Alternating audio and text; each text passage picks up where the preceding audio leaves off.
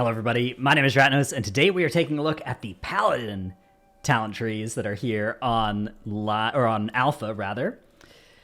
Except for the Holy Tree, because the Holy One is, as you can see, not in just yet. So we've got the Prot, Ret, and Paladin class-specific trees that we'll be taking a look at.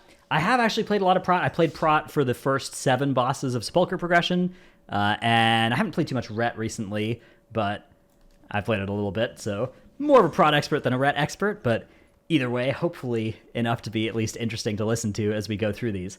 As always, we'll start off with the class-specific tree, and then we will go with the 2 spec trees that are released. I may or may not end up making a video about the Holy One when it comes out. Maybe just leave that, I don't know. But either way, there will be interesting stuff, even for Holy Paladins, just knowing that we have the class tree over here. So we start off with the class tree. If you're a Prot Paladin, you get Lay on Hands and Concentration and Devo auras for free. If you're a Ret Pally, you get Hammer of Wrath and Ret and Crusader auras instead for free. On the top row here, we have Freedom, if you're going to want to select that, or Hammer of Wrath, which I imagine all Paladins are kind of interested in Hammer of Wrath and Devo aura, so I imagine the Ret Pallies will be coming over here to grab that, and probably Lay on Hands as well, whereas Prot Pallies will at least be taking the click on Hammer of Wrath, probably. I guess maybe you don't have to. Over here we have either Repentance or Blinding Light. Blinding Light actually being a really good stop in M+, on a 1.5 minute cooldown here. I don't know if that's the current cooldown on live. I feel like that's a nerf. Not sure though. Versus Repentance, which is more situational. Although if there's a lot of Dragonkin in this expansion, you know, Humanoids, Dragonkin, Undead, a lot of stuff it could affect. But yeah, you usually don't need this kind of hard CC stuff for M+, usually. Divine Steed, need to talent into. And then you can take Cavalier just below it, so you don't have to choose between Cavalier and other good stuff, which you kind of sometimes had to before. Fist of Justice, the passive letting you reduce the cooldown on Hammer of Justice. Over here we have Holy Aegis, armor and crit chance increased. I imagine the most Paladins are going to be interested in doing something like this to grab. I mean, obviously, I think you're usually going to be interested in Steed as well. You can also take Seasoned Warhorse. These 2 points feel pretty anemic, giving you duration increase on Divine Steed. I imagine you'll probably save those points. Over here, Seal of Alacrity, a haste increase, so that's giving you a reason to spend points down to get that, because that is just flat 2% haste. It's 1 point for 2% haste, but you know, if you don't need the other stuff that's below it, then it's kind of 3 points actually for 2% haste if you're having to grab these buttons. Actually 4 points, because this is a 2-point node, so you may or may not be interested in spending those points. Down here we have Golden Path, Consecration healing you and up to 5 near allies while standing within it. I believe this is currently a conduit, but I don't think it has that text on healing others, so pretty cool. Over here, Judgment of Light, existing talent, powerful little throughput increase. Avenging Wrath, wings just on the Paladin tree here. Divine Shield, by the way, is baseline, so you don't need to talent into that at least. Seal of the Templar, while mounted on your charger or under the effects of Crusader aura, the ranges of Hammer of the Righteous, Rebuke, and Hammer of Justice are increased by 3 yards. Definitely some kind of PvP activity there. Turn Evil actually was surprisingly useful in like Plaguefall, this most recent expansion. We'll see if there are undeads, aberrations, or demons occupying the Dragonflight dungeons, or when we, you know, each of the Dragonflight M+ seasons has old dungeons in it too, so maybe some value in talenting that there. Rebuke. If you're interested in an interrupt, you will need to talent into it, and you will need to take these points to get to it. Seal of Mercy, Golden Path strikes the lowest health ally and enemy within it additional time for extra effect. Golden Path doesn't affect an enemy. I guess maybe Consecration will just do its damage in extra time to the lowest health enemy? Not sure. Cleanse Toxin, removing poisons and diseases. Sack. Judgment, generating a holy power. Judgment, causing the target to take increased damage for your next holy power ability. And Seal of Reprisal, your damaging holy power spenders deal increased damage. Down here, After Image, after you spend 1 holy power, your next Word of Glory echoes onto a nearby ally at 30% effectiveness. Interesting. Sacrifice of the Just, reducing the cooldown of Sack by 60 seconds to 60 seconds. Versus Recompense, after Sack ends, 50% of the total damage it diverted is added to your next Judgment or your next Wog. This seems like it could be really good for Prot in particular, right? Like you sack your co-tank when they're taking heavy damage, and then you just bang, throw out a 400k Judgment or something. Bop, got a talent into that. Although it's below stuff I'm sure most people want here with the Judgment generating Holy Power and the Avenging Wrath thing. Divine Purpose, Holy Power abilities have a chance to make your next Holy Power ability free versus Holy Avenger. Imagine Divine Purpose. So these two have been against each other on a lot of talent trees in Paladin's history. Usually Divine Purpose wins. Sometimes you take Holy Avenger, though. Obduracy. Let's go ahead and get a definition on that. Obduracy. Obdurate. Stubbornly persistent in wrongdoing. An unrepentant, obdurate sinner. Hardened in feelings. Okay. All right, we've learned a new word today. It says speed and avoidance is increased by 2%. I'm not 100% seeing the link there, but there we go. Learned a new SAT word for anybody that's taking the SATs soon. Actually, I doubt that's on the SATs. You're probably fine. But if it is, you're set now. Seal of Clarity, 3 points. Spending Holy Power has a 5% chance to reduce the Holy Power cost of your next Word of Glory or Shield of the Righteous by 1. Your Crusader Strike now grants you increased primary stat, and multiple applications may overlap. When they say may overlap, that usually means that doesn't increase duration, though. So just kind of a flat increase in primary stat if you're using Crusader Strike. Wings cooldown reduction. Okay, it doesn't actually say the cooldown here. It says it's passive. Interesting. Incandescence. Each holy power you spend has a 5% chance to cause your consecration to flare up, dealing medium holy damage to 5 enemies standing within it. Versus Touch of Light, your spells and abilities have a chance to cause your target to erupt, dealing damage or healing an ally. Interesting. Over here, Hallowed Ground, consecration damage bump. Dusk and Dawn, this is a legendary and a Torghast power. The Torghast power was quite good. The legendary was not really used. Blessing of Dawn gives you damage and healing increased when you reach 5 holy power. By 6% for 12 seconds, and then Blessing of Dusk gives you a little damage reduction when you get down to 0 holy power. So I imagine that when playing this, you're usually just going to be worried about making sure you're keeping Blessing of Dawn up. But, spending down to 0 to get Blessing of Dusk, little benefit to pretty small number, but it does add up over time. Unbreakable Spirit, cooldown reduction on Divine Shield, Divine Protection, and Lay on Hands. It doesn't mention Ardent Defender, which it does currently reduce. I want to talent Ardent Defender and see if that changes. Apply changes. It does affect Ardent Defender still as well. Okay. Seal of Might. During Avenging Wrath, your mastery is increased. Here we have Bop CD reduced by 60 seconds versus Spell Warding. I wonder if this Spell Warding replaces Bop. I imagine it does, but yeah, so you can get Spell Warding as a non-prop paladin now. That'll be big because Spell Warding has historically been pretty strong, but it's been very restrictive to get a prop paladin especially for it, so might be something that changes things up a little bit in raid encounters now that you'll have Spell Warding just off of your Holy Paladins without needing to play a prop pally. Seal of the Crusader, your attacks have a chance to apply a debuff to the target, causing them to take increased holy damage. In Dawn, your holy power abilities deal increased damage and healing. In Dusk, your armor is increased and your Flash of Light heals for more. Ooh, so if you're taking of Dusk and Dawn and you're a tank paladin, you actually are going to want to make sure you're... I mean, I guess the DR is enough for tanks to already be kind of interested, but this does mean it's quite high value to filter between Dusk and Dawn. They do last for 12 seconds, so it shouldn't be too annoying. The way you do this is you build up to 5 holy power, you spend down to 2, you build up to 3, you spend down to 0, and then you build up to 5 again. And you just keep repeating that, and you'll maintain Dusk and Dawn on yourself. Down here we have either Seraphim or Sanctified Wrath. Okay. And then over here we have Mad Paragon. Hammer of Wrath and Judgment deal increased damage and extend Avenging Wrath. Now, historically, this was a legendary that only affected Hammer of Wrath.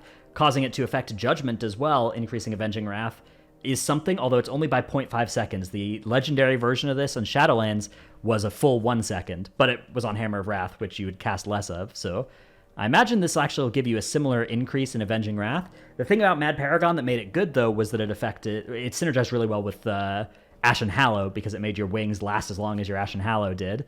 Without Ashen Hallow in the game, which at least is not in the class tree, this is the kind of thing that you may be a little bit less interested in. So overall, the Paladin side of things, there's some power here. There's some throughput that I think most Paladins are going to want to be grabbing, especially... I mean, there's a lot of damaging effects here that I assume Rhett is just going to be interested in picking up. Dusk and Dawn seems like it's in the spot in the tree where you're probably interested as well. just kind of regardless. Yeah. And then, of course, you're going to want to make sure to pick up all the relevant utility for whatever encounter you're looking at. Holy Paladin able to grab Rebuke as well, and Interrupt is definitely something worth noting. And yeah, the big thing as well, the Spell Warding, available for all Paladins. Okay, let's take a look at the Prot tree now. And just start off from the top. You have Avenger's Shield. Okay. You're choosing between either Hammer of the Righteous or Blessed Hammer over here. Blessed Hammer, yeah, being the one that lets you kite sort of nicely in M+, versus you could just take Hammer of the Righteous instead. I wonder which of these is better.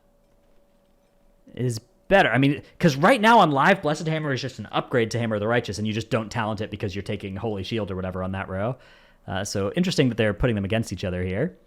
Over here, you have either when Shield of the Righteous expires, gain block and deal holy damage to all attackers, versus Readout, Shield of the Righteous, increasing your strength and stamina. I imagine Readout's going to be the standard pick here. Inner Light is something that would be quite a lot of effort to maintain profitably, because you're going to have to let your Shield of the Righteous expire before reapplying it, and if you're letting your Shield of the Righteous expire, you may die.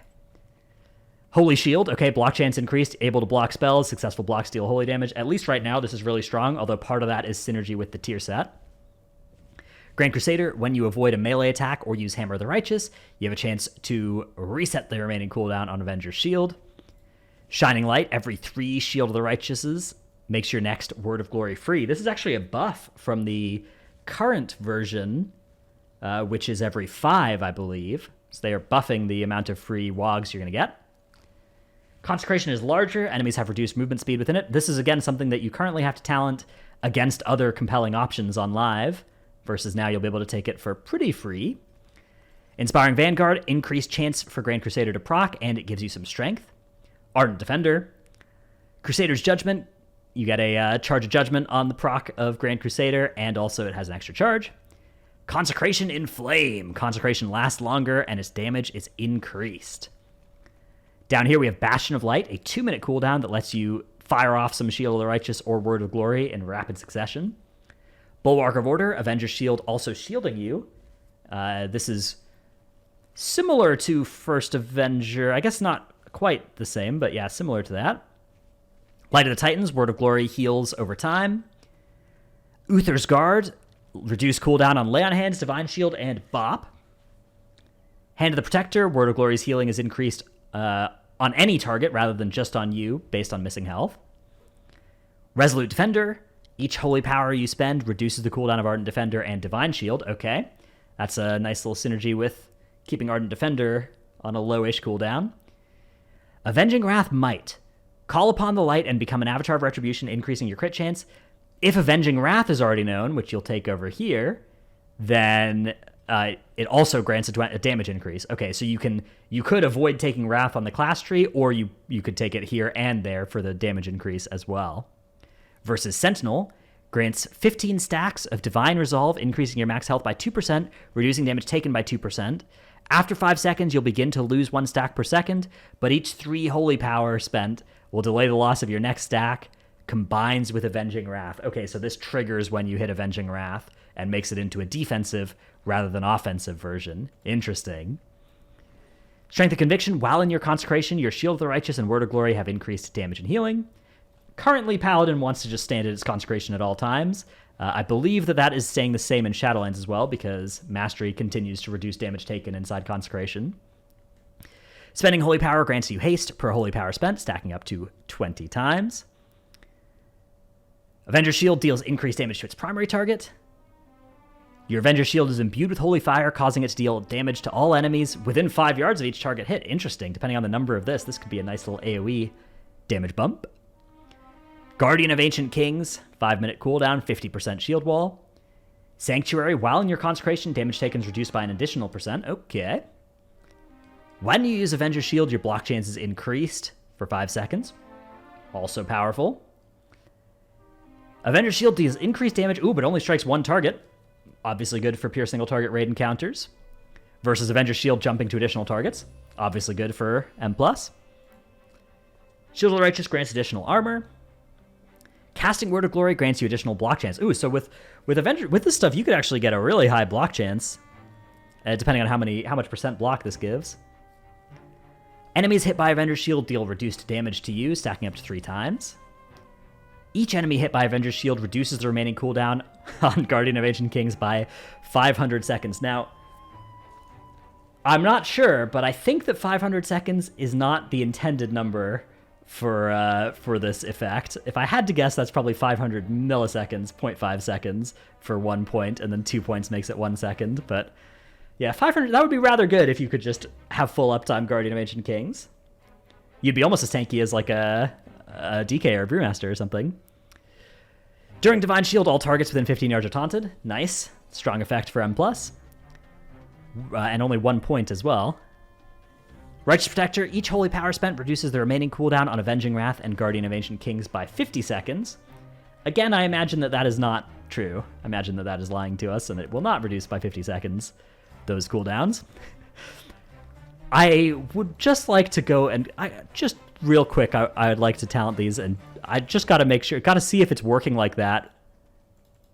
If these are working as they're written. So reducing the cooldown on Avenging Wrath, Guardian of Ancient Kings, and Guardian of Ancient Kings on Avenger's Shield. So let's just cast Guardian and then Avenger's Shield. Gotta make some playtest equipment here. Put on a shield and a one-hander. Okay. Now if I press Guardian of Ancient Kings and then Avenger's Shield. Okay, it didn't look. It already didn't fully reduce it. So yeah, they were indeed lying to us. Oh, something. My Blessed Hammers. Oh, they are working. Okay. Oh, but that one is working. Look at that. This one is indeed doing 100 seconds off of. I mean, I look at Guardian of Ancient Kings again, right? And then bang. For some reason, it's not letting me cast extra. Okay, yeah. So whenever I hit Shield of the Righteous, it is currently resetting my Guardian of Kings cooldown. All right. Well, I'm gonna have some fun with that on Alpha if they don't fix that by the time I do some dungeons tomorrow. Divine Toll's over here. Let's go, Divine Toll. Love that button. I was advocating for this to be on the Prot tree as well, because Prot is the place where it's coolest. It's not that sick on Ret or Holy. Down here we have Moment of Glory. For the next 15 seconds, Avenger's Shield damage is increased by 20%, generates an Absorb Shield for an additional 50% of damage dealt, and its cooldown is reduced by 50%. Versus Bulwark of Righteous Fury, which is the existing M+ legendary for Prot Paladins, causing Avenger's Shield to make your next Shield of the Righteous bigger and radiusier. Wider. I don't know. Eye of Tyr. Ooh, this was the artifact ability. Release a blinding flash from Truth Guard. So if you don't have Truth Guard equipped, I wonder if this does anything. Causing holy damage to all nearby enemies and reducing all damage they deal to you for 9 seconds. Nice little extra cooldown. Very nice for Paladin to have kind of a mid-range cooldown damage reduction effect. Over here, Divine Toll, instantly casting Avenger's Shield every 5 seconds for 15 seconds, versus Improved Seraphim and Divine Toll, reducing the cooldown of Seraphim and Divine Toll. Okay. Very cool Prot Paladin trees so far. Obviously some numbers that are a little bit made up here so that will not make it to live, but still I like seeing Divine Toll, Eye of Tyr, these Avenger's Shield effects. It does seem like there's a reasonable amount of different ways you could build this. Some spots for kind of pure defense, some spots for Word of Glory, block focused, and some spots for kind of non-block based general tankiness. So I like that tree a lot. Let's take a look at the Retribution tree next. So Ret starts off with Blade of Justice in the top. Divine Storm and Art of War procs also need to be talented into. Improved Crusader Strike, an extra charge on Crusader Strike. Reducing the cooldown of Judgment. Increases your haste by 2%, an exciting point right there. Crit chance of Blade of Justice, another exciting point. Blade of Justice generates 1 additional holy power over here. Judgment damage increased. Shield of Vengeance, the defensive cooldown that puts an Absorb Shield on you and then explodes for damage based on how much it took when it is over. Expurgation, your Blade of Justice crits cause the target to burn every 2 seconds for 6 seconds based on the damage dealt. Calm Before the Storm. Enemies hit by Divine Storm take more damage from your Consecrate. Okay, so a little bit of an AoE focus over on the left side here. Versus Templar's Verdict, increasing the damage of your next Templar's Verdict. A little bit of a A fun playstyle there. Boundless Judgment. Your judgment has a 25% chance to chain to a nearby enemy versus Zeal, a passive that you currently talent, I think, in almost all cases, that just makes your judgment give you faster autos, and the faster autos give you more Art of War procs. Wake of Ashes, 45-second cooldown, making 3 holy power, not 5 as it once did, and stunning demons and undead. Consecrated Blade, Blade of Justice, cast with Art of War, shatters the earth, casting Consecration on the target location with its own Consecration limit of 1. So you can have 2 Consecrations, 1 from Consecrated Blade and 1 from Consecration. That's pretty cool. That seems like a good thing for AoE. Blade of Wrath, Art of War resets the cooldown more often and increases the damage dealt of your next Blade of Justice. Every third successful judgment has increased crit chance and deals extra damage. Your Consecration is larger, and enemies within it have reduced movement speed. Oh, I think this was just a prot thing before. Interesting that Rhett will get it too, unless Rhett already has it, in which case I'm stupid. Consecration periodic damage has a chance to grant you holy power, versus every 10 seconds you gain a holy power. Art of War has a 35% chance to reset the cooldown of Wake of Ashes instead of Blade of Justice. I think that this is I think this is their set bonus right now, similar to their set bonus. Versus replace Wake of Ashes with Path of Ruin. All right, let's find out what Path of Ruin is. Path of Ruin. Path of Ruin is 3. It costs 3 holy power. Okay. Costs 3 holy power. Lash out at your enemies. Actually, it looks like Wake of Ashes also costs holy power and generates holy power. Interesting. Path of Ruin. Lash out at your enemies, dealing radiant damage, reducing their movement speed. It's on a 15-second cooldown. Oh, it's on a 15-second cooldown. Wait a second. If I untalent this, does it change the description of this? Yeah, okay, so it's on a 15-second cooldown, but it costs holy power, whereas Wake of Ashes is on a 45-second cooldown and does not cost holy power. Let's just quickly see what this looks like. What this Path of Ruin looks like. Oh, I need to put on a two-hander, I imagine, maybe. Oh, no, I don't. Okay. Okay, it's the same animation. And it does indeed cost holy power. Okay. So interesting little different version you could go there. Execution Sentence. Truth's Wake. Wake of Ashes burns target for additional damage. Empyrean Power. Crusader Strike has a chance to make your next Divine Storm free and deal additional damage. Versus Fires of Justice, reducing the cooldown of Crusader Strike and giving it a chance to make your next holy power ability cost less. Deemed Unworthy. Every third successful judgment also increases your holy damage done to the target by 4% for 8 seconds. That's obviously the also is because you have to take last rites to get that. So this makes a build that goes around every third judgment. Long Arm of the Law. A successful judgment increases your movement speed. Exorcism. 20-second cooldown, blasting the target with damage, additional damage over time, and the dot applies to nearby enemies if the target is within your consecration. This also stuns undead. Okay. Hand of Hindrance, that's a slow PvP button that you'll be interested in if you're a PvPer. Executioner's Will, Templar's Verdict, extending the duration of your active execution sentence, but not beyond 8 seconds. Selfless Healer, your holy power spending abilities reduce the cast time of your next flash and increase its healing, versus Healing Hands, giving you cooldown reduction on land hands, and letting Word of Glory get some additional healing on low health targets. Again, another PvP thing over here. Tempest of the Lightbringer, Divine Storm projects an additional wave of light, striking all enemies up to 20 yards in front of you for 20% of Divine Storm's damage. Okay, so it's worth noting that this doesn't make Divine Storm project forward. You still need to hit everything that you want to hit with Divine Storm. It doesn't make it ranged. It just does extra damage, but you still really want everything to be hit by Divine Storm's upfront damage.